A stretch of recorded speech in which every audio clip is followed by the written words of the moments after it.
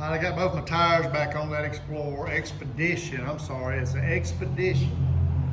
Now I believe I'm gonna choose to move over here and work on this Dodge Hemi 5.7 with a Misfire on number 3 cylinder. Came in a couple of weeks ago. Customer just wanted me to change out the coils, all the coils and all 16 spark plugs. I did that, and as soon as I got through changing, I noticed it had a misfire on number 3, and I called him, yeah, it's been doing that. And it had a code set for a misfire on number 3, so he wanted to change all that, and he still got a misfire on number 3. Now, after I did the job that day, I swapped the coils around, I swapped the plugs around. The misfire stayed on number 3. But I went ahead and I got my scan tool in here. I did verify that it's still misfiring on number 3 cylinder. So since I've already done the swap-a-roos, I think what I'll do next is, I don't think it's a fuel injector. Don't act like a fuel injector. But just to be sure, I'm gonna go ahead and pull this rail, swap number 3 with another one of these injectors, whichever one would be the easiest to do. And then I'm sure it's still gonna be misfiring on number 3. And then if all that looks good, I'll move on to a compression test. Or should I do a compression test first? I don't know. Let's just swap the fuel injectors first, and then we'll go from there. All right, about 20 minutes later, I got the number 3, which is right here. I got it swapped with number 5. All you gotta do is there's 2 bolts in this fuel rail, pull them off, pull a couple of hoses out of your way, and just pry that fuel rail up, swap that number 3 and that number 5 injector. That'd be nice if that fixed it. But anyway, let's go see if it's missing on which cylinder. That is probably gonna run extremely rough at startup because a lot of fuel got down in that cylinder when I pulled that rail up, but I tried to blow a lot of it out. Let's see what happens. Yep.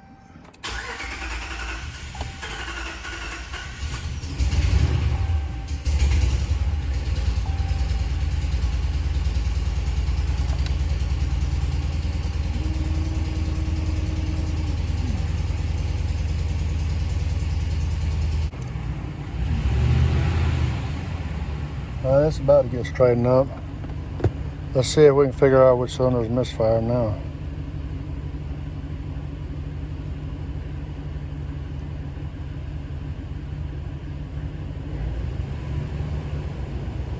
Number 8.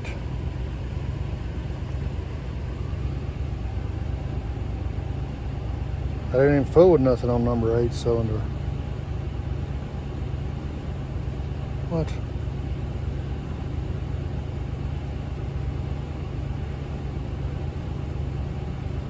Oh, that don't even make any sense.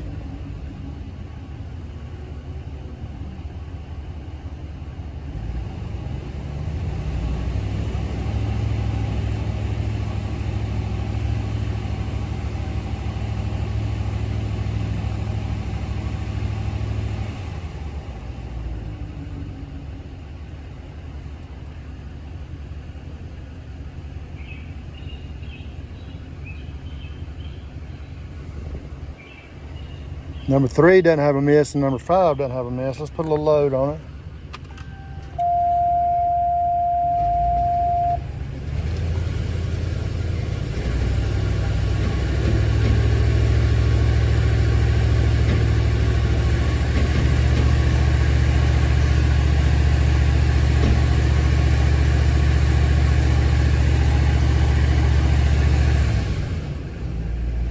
Just number 8.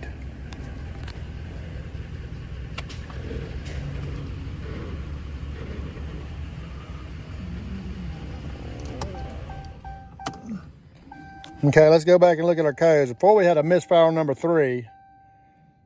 I swapped number 3 and number 5 fuel injectors. And now number 8's missing? What is 300, a multiple cylinder? See, that's what it had, the misfire number 3. It had a number 3 and it had an evap leak. We ain't worried about the evap leak. But it had just a 303. Now it's got a multiple. But it's not missing on 3, it's missing on 8. And I swapped 3 and 5. What? I know I swapped 3 and 5. Let's go look and see, make sure. Yeah, 5, 7 firing order. 1, 3, 5, and 7 on the driver's side. I swapped 3 and 5. Number 8's way back over here on the back. What?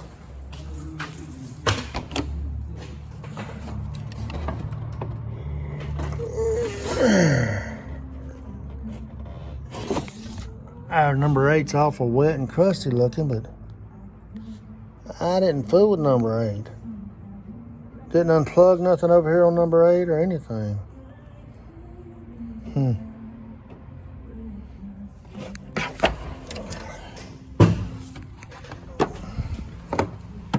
Yeah, I swapped.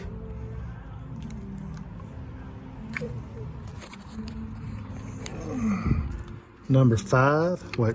Yeah, 1, 3, 5, and 7. I swapped number 5 and number 3.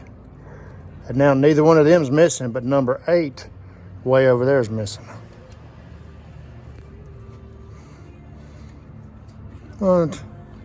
That don't even make sense. I didn't do nothing. I unplugged, I done this, but I put it back on.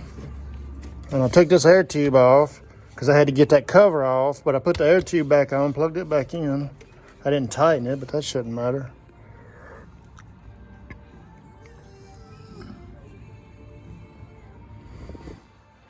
I don't see anything that would cause number 8 to misfire.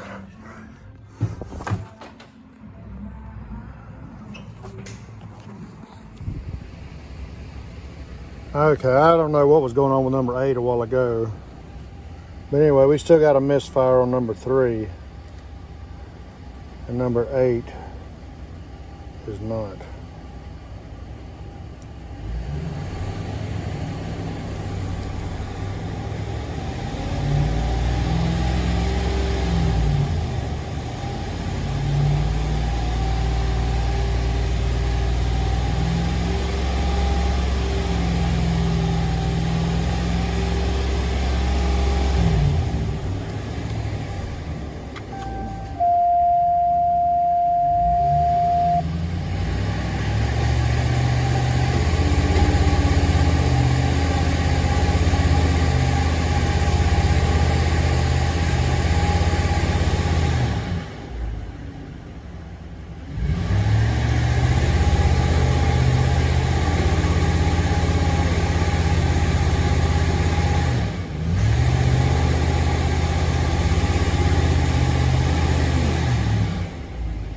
I don't know, it's not missing as bad as it was. It's not missing under load now. But it seems like it's missing at high idle.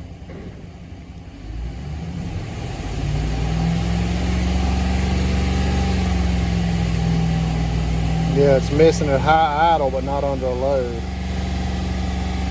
Not high idle, but high RPMs. So at like 2,500, it starts missing. That's going to probably be, I don't know what that is.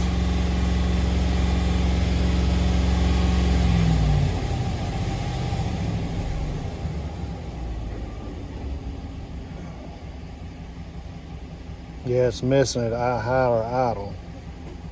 Number 3.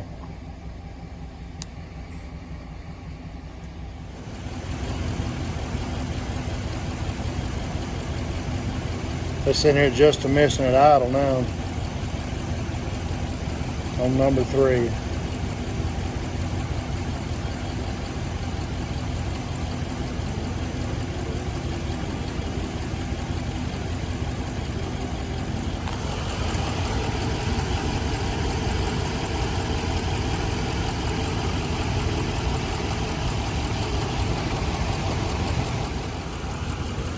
Well, it's 11 o'clock. I think I need to pull that Ford out over there and go test drive it and make them a ticket and call them where they can come pick it up, and I'll get back on this thing after lunch.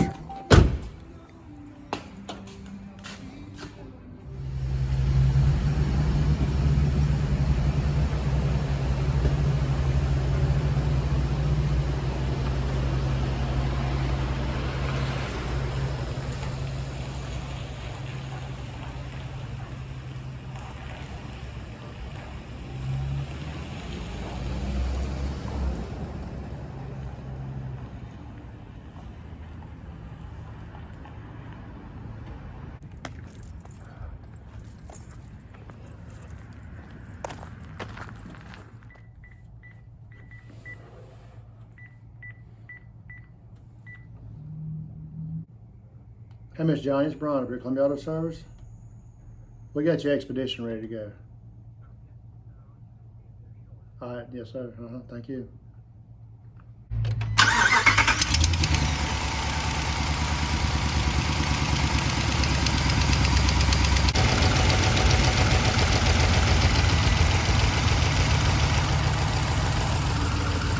Well, we got spark. I couldn't find my spark tester, so I just got the coil out there, put my 2 spark plugs in there, grounded them out with my power probe, and zip tied them together where they both have a ground. So I wanted to rule out my spark before I went any further. Now I think I'll do a compression test.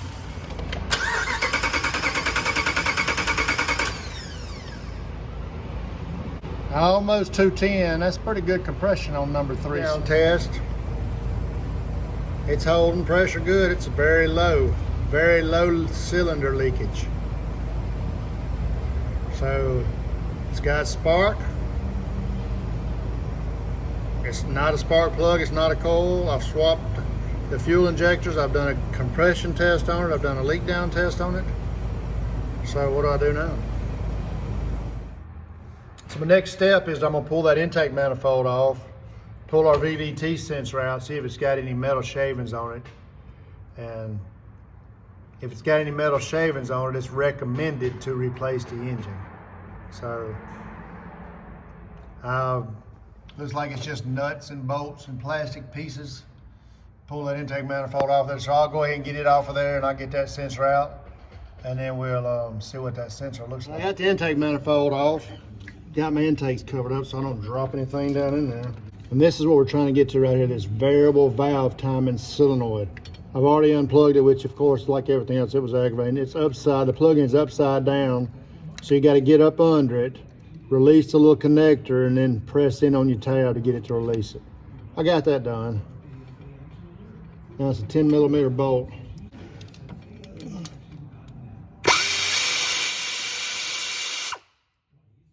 A little bitty 10mm.